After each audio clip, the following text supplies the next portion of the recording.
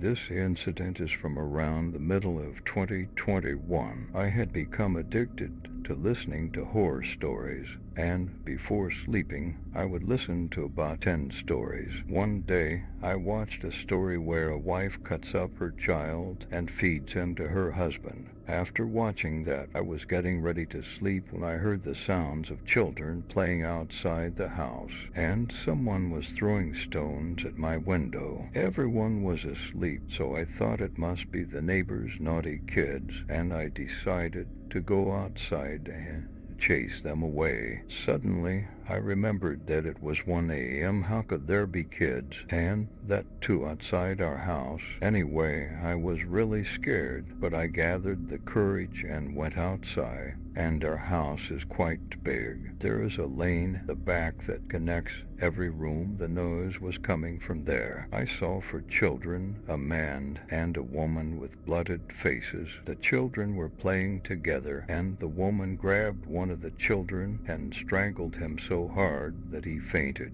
The other 3 children started eating him. I was watching this, and one of the children noticed me and gave me a very creepy smile. I wanted to run, but it felt like I was paralyzed. The children surrounded me, and the woman started coming toward me. I could see her long nails and felt like I was facing my death. At that moment, I fainted. It felt like it was all a dream. But when I woke up the next day in my room, my mother was reading the Quran beside me. When I woke up, I was told to rest. There was a bandage around my neck, but I don't know how it got there. I don't remember anything after that. They told me that I was found unconscious in the storeroom, which had been locked from the outside and hadn't been opened in the last 2 years. My family was very worried. They told me I had been unconscious for 3 days and had just been discharged from the hospital.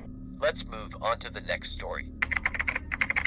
We were in search of a new house because our current house was small. We found a house in a near village. When we shifted to the house, after everyone had gone to sleep, the chain door started banging very loudly. If everyone was in their rooms who was knocking on the door outside, my father, who was one of the braver siblings, opened the door, but there was no one there. One day, a friend of my grandfather came over, and he was given the room upstairs to sleep in. In the middle of the night, he woke up and said that there were many people sitting in his room, telling him not to come back again because it was their house. That was the day, and to this day, he has never come back, not even when my grandfather passed away. Then we called a scholar to recite verses over the house, and we asked him to please let us live in the house, promising not to bother them and requesting they not bother us either. The whole family's still there, and we all know. Once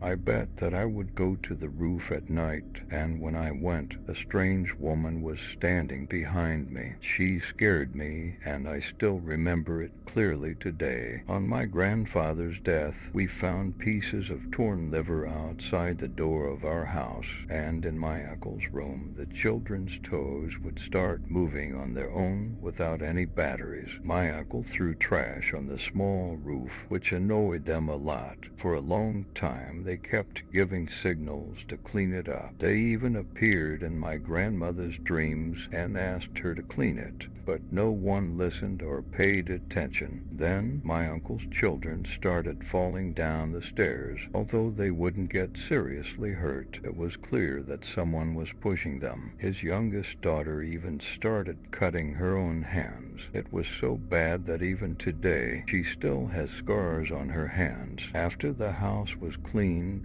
everything got better. We would still hear noises, sometimes the sound of children playing on the roof. Those children even appear sometimes in our storeroom. If we did anything without their permission, trouble would follow at home. Now we're not afraid anymore, but we still have to be careful to avoid upsetting them. That's it for today. If you want me to narrate your story, mail it to my email provided in description. Subscribe to never miss stories like this.